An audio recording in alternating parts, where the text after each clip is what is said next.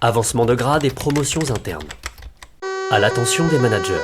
Chaque année, environ 1300 agents sont éligibles à un avancement de grade ou à une promotion interne. Toutefois, seules 180 possibilités de nomination sont en moyenne ouvertes au département de l'Eure. La législation a évolué. Notre collectivité doit s'y adapter en mettant en œuvre des lignes directrices de gestion. Une nouvelle méthode est donc déployée pour promouvoir les agents. Ces changements ont vocation à être bénéfiques pour tous.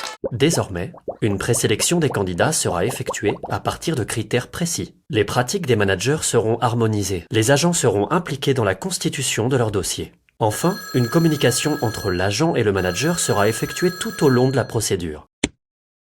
Plus d'objectivité, plus d'équité, plus de transparence. Vous encadrez des agents? Vous êtes donc concerné. Comment procéder? Première étape, sélection des agents proposés.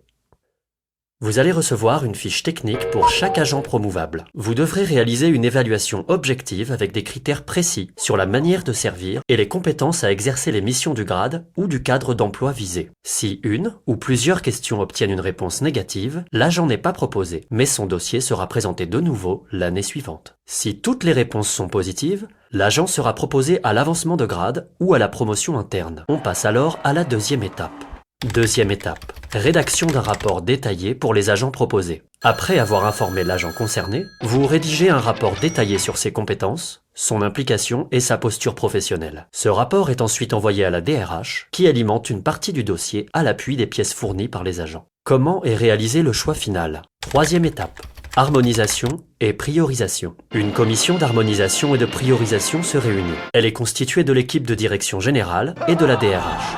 Elle établit une cotation et un classement des dossiers des agents promouvables proposés par les managers. Une commission complémentaire avec les élus et les syndicats est organisée également dans un objectif de transparence. Vous êtes informés des résultats concernant vos agents. Vous leur présentez le rapport afin qu'ils puissent le consulter et le signer. Enfin, les listes d'aptitudes et les tableaux d'avancement sont édités et diffusés sur Synergie pour information des agents. C'était vraiment très intéressant.